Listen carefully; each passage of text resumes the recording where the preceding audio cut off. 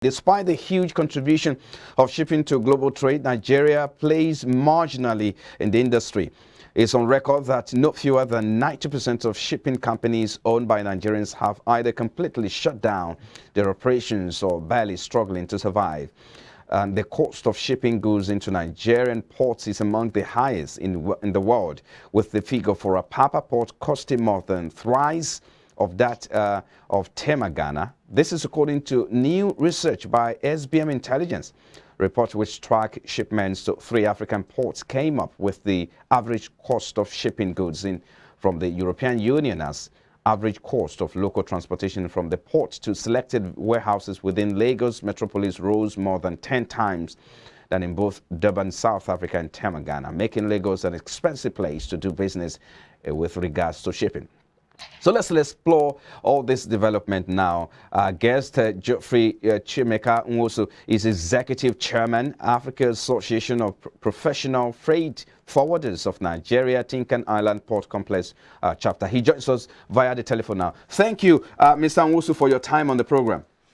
It's my pleasure. Now, let's get started. According to a report by the United Nations Conference on Trade and Development, developing economies in 2019 accounted for the largest share of global seaborne trade, both in terms of export and import. So where is Nigeria's place in this report? Well, once again, thank you very much for having me. Apologies for my inability to be physically present, but in considering the topic of discourse, shipment to Nigeria, the cost and the effect. Globally, like you say, United Nations have taken a survey of relative and imperative cost of doing shipping to Nigeria and to other African countries. There is no saying, telling us that the government have not done enough. The government have done reasonably enough to ensure that shipping in Nigeria is reduced to the barest minimum. But considering the element and the factors that has been adversely affecting the business of shipping in Nigeria, it's been as if alluded that much has not been put into place. You may recall the effort and the investment, huge capital budgetary allocation to this sector by the federal government. But now, how far has it gone to reflect or to evade evidence that much investment in capital or budgetary allocation has been allocated to this sector? There are so many reasons we may allude to the facts of why we are still behind in taking charge of our shipping business.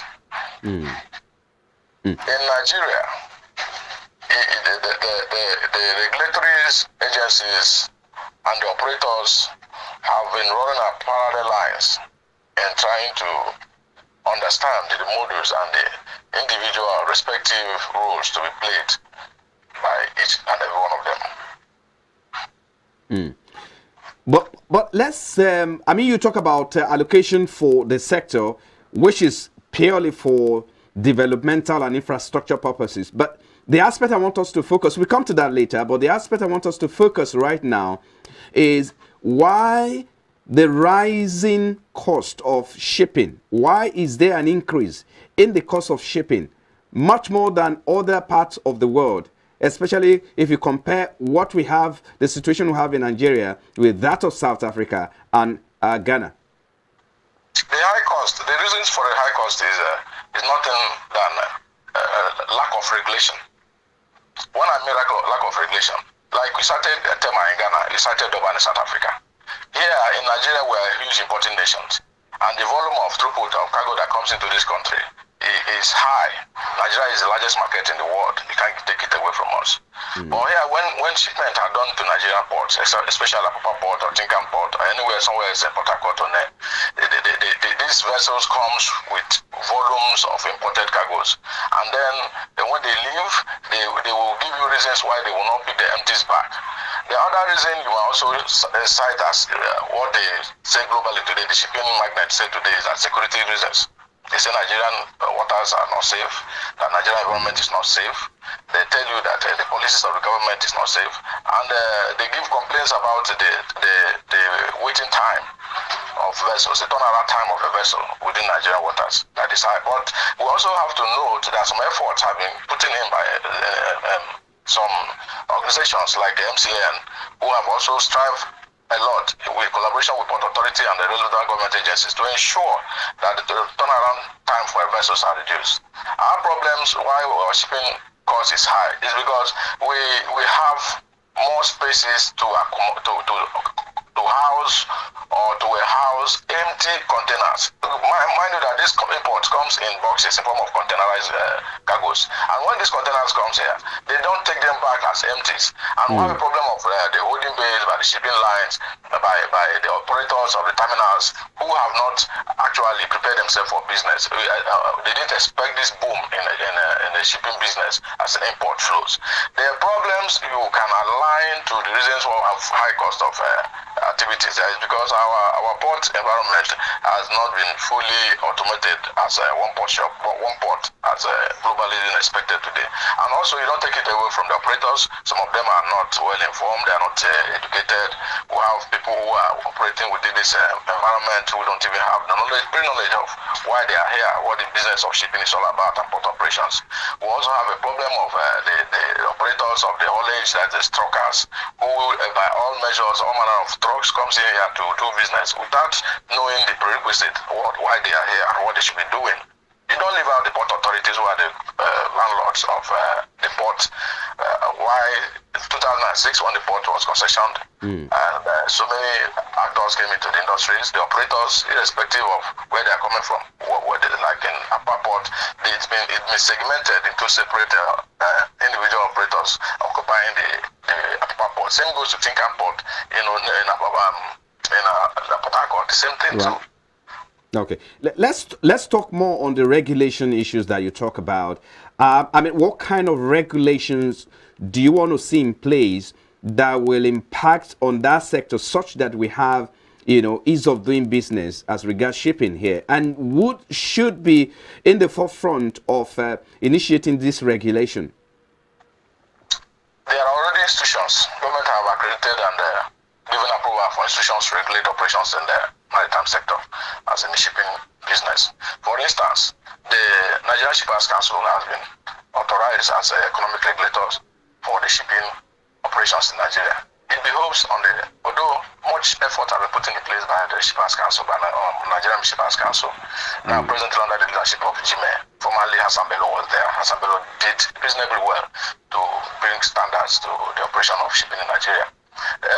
There are other regulators, like in the freight forwarding sector. We have the Council of Regulation of Freight Forwarding in Nigeria. It's also a regulatory body that whose responsibility as a result of the Act of Parliament in 2007 at 16, which empowers the council to regulate the operations and activities of freight forwarders. Then we have other agencies like NIMASA, we have other government agencies whose sole responsibility is to regulate the operations of the shipping industry. But here, how far have they gone? We have always have a conflict of rules, oversight functions. This one trying to play the role of the other, and the other one trying to play the role of the other. Even those who have been assigned don't even know what their primary roles are in this business of shipping.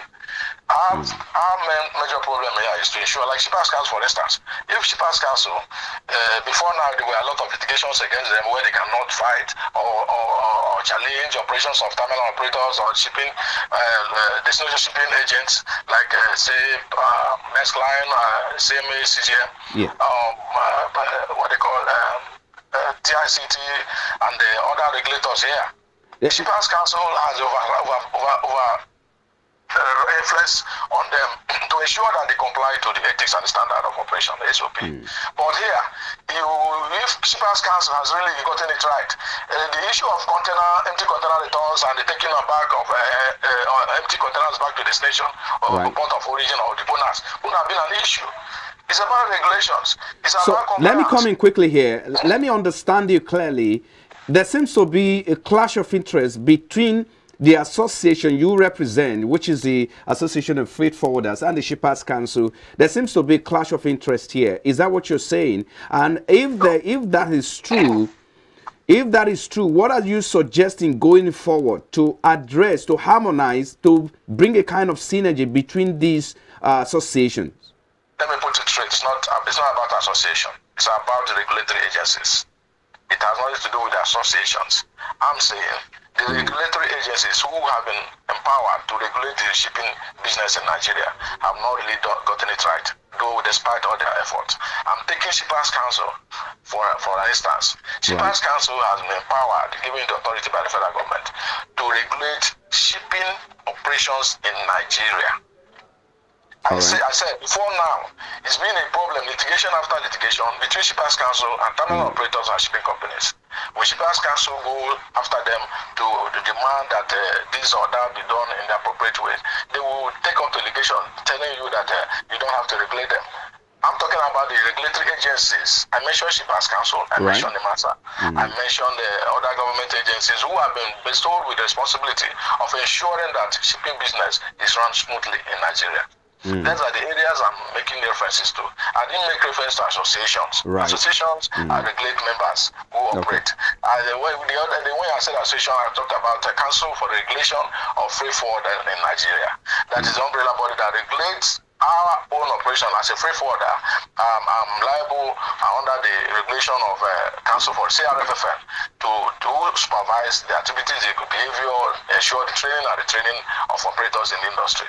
I didn't mention any association as an Okay. Now that point taken. Now let me quickly come in. So if that is the case, then are you suggesting that perhaps the government agency or the oversight functions who should be on top of that in terms of oversight functions for these empowered institutions to make regulations for this sector? Mind you, they are all under the Ministry of Transport. All are under the Ministry of Transport. The Shippers Council is under the Ministry of Transport. The regulatory agencies are all under the Ministry of Transport for now. Talking about who should take responsibility or take charge, they have been already given all the enabling empowerment for them to operate. The question should be, why have we not gotten it right? Why, despite all effort, the vice president at a point in 2017, am I right? Yes, he visited Lagos Port, and then he saw it himself, and instantly executive orders were issued. How far has it been complied to? The orders, how far have we implemented it? What is the reprisal account of it? Have we taken a survey of how far we have fared under it? That should be the questions. And why is it not still right yet? That should be the questions. The borders on regulation, when I talk about regulation, I'm talking about absolute compliance to regulational provisions. So my concern here is that how should we hold these people accountable? Because if you say that it is about why is it not working, that these people have been empowered, but why is it that they have been empowered, the regulations are there, the rules are there, but just that it's not working? So what is wrong? How do we connect the dots here? You ask me that, I will tell you it's about the human factor. Because if laws are made, what's expected is implementation. Right. They all have the statutory books, laws in their hands. The reasons why we will be experience what to experience, we attribute it to human factors. Maybe who is in charge has not really taken position, assuming the full responsibility of executing or implementing as provided in whatever regulatory laws that have been handed over to them. Right. So it's not about the system. It was already been set up and it's there. It's about the implementation and who takes charge. The regulatory agencies should take responsibility. I'm aware that the current executive secretary of the Shippers Council is trying good enough to put things in the right perspective. Interesting. We will have to leave that one for them to see in the coming days what they will do about that. Perhaps some of them are listening to you now. But let's talk about what affects some of the operators in this sector. For instance, moving a container of goods in between Lagos, it's as high, 10 times higher than other cities and other African countries. What is the issue here? Is it also as a result of this regulation issue or lack of implementation? Of course, it's about lack of implementation. Like I keep emphasizing on the agencies that have been given responsibilities. There was a time a committee was set up to review the cost of charges for containerized cargoes, cost of trucking, that's haulage, and cost of the demurrages payable. It went to the extent of looking at what we call container deposits, how to eradicate it completely. It's all about implementations. The truckers have their union. They're not answerable to the regulatory agency. They tell you they're on their own. They take chances, they take opportunities of the demand and supply, and they affect prices. If they check the flow or the demand is high, they will apply jack up immediately without consulting anybody. So that is why you cannot take or decide what you will pay to see a container loaded and taken to warehouse within nearest even Apapa port, nearest within Apapa, Lodi, or somewhere around Surulere or thereabout. You cannot decide that. It depends on the prevailing situations. It depends on the traffic. Here, infrastructural development, the first leads given to Apapa Access Road has not been completed. All these are factors. Some of these operators or these carriers, if the road access road is free, the prices drops automatically. Before now, sometime earlier this year, even before Christmas, some people were paying above 1 million to take a container out of the port. Right. But now it has dropped because there are facelift of access roads towards the port. But for the shipping line and their terminal operators to aid the quick receiving or accepting the empty containers is also a problem. They are not complying to that. And the agencies or the regulators concerned are not matching them word for action. They will come out and make statements in newspapers and then tell you we're doing this. How has it been impacted in the operational procedures? That's the question. There are about 12. It borders on implementation of regulations or the agreed rule assigned to respective agency. Okay. To address, to drive this home now, how do we, address this issue head on and to bring permanent solution to this? You can give me 1 or 2, 3 areas or highlight how we can tackle this issue head on. Yes, you've mentioned regulation, but going forward, we need to bring a permanent solution to this. The Apapa port is congested. The issue of congestion is there. Yes, you talk about the fact that there's a facelift now, but 1, 2, 3, 4 highlight. Let's go. It's been overemphasized, if I use that word. We have several in the past requested or suggested to government to expand the ports, expand other potential ports. Nigeria is blessed with so many port environment if we can harness and develop them. How many years have we been asking for the development of Badagry deep sea port? Yes, Lekki port is giving attention now. All we need to do, we don't need to continue singing the same song every time we come on radio or go on interview on any media to begin to talk asking or suggesting. The answers are there. Develop other ports in Nigeria waters. Badagry is a potential port if we develop. Warri port, all it takes is to dredge and then the operation takes to the peak. Calabar deep sea port, yes, we know the port authority will cite instances of depth and drought of those areas. But what is happening to Lekki? Lekki is being dredged, it's being developed. Why not we expand it and reduce the congestion, reduce the pressure on our Apapa port is overused. In fact, if time is not taken, the lifespan of that port will soon hit the rock. Same goes to Tinkan port. Bonnet port, yes, Ocean Terminal has been doing their best trying to sustain and to maintain that place. Expansion is the key word. You don't need to go too far. Develop other ports in Nigeria. The investment being putting into existing ports is well reasonable enough to develop a potential port within Nigerian waters. It's just simple as that. And when you do that, you see the activity pressure will reduce, Right. in Apapa Port, in maybe Tinkanaland Port. Then, as also by doing that, you are now bringing development to this other suburb, these other areas. Okay. Within Nigerian waters. That's all right. Now, finally, I need you to address this before you go. You have different associations. Of course, you represent your own association. How much of interfacing or how much of interaction it's some of these associations engaging in with the government? Respectively, each association have its own pattern and approach to either policies or regulation or issues. Right. I will talk about AFRON, African Association of Professional Freight Forwarders. Yeah, AFRON has done reasonably enough in the shortest time of existence. AFRON is less than 5 years.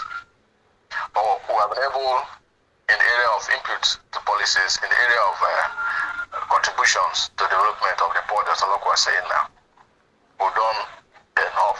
The national president of AFRON, Otumba Franco Bujebite, is always on his heels, making input.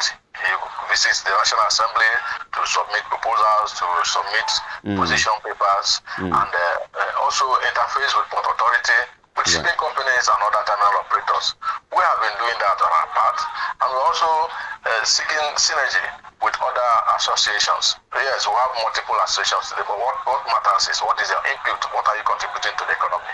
That is what makes the difference. It's not about having multiple associations amongst whom does not have any impact or any contribution to the growth of the Nigerian economy. I think we should leave it there. Thank you so much for your time. Mr. Geoffrey Nwosu is Executive Chairman, African Association of Professional Freight Forwarders of Nigeria. Thank you so much for your time on the program. Thank you very much. It's my pleasure. Yeah.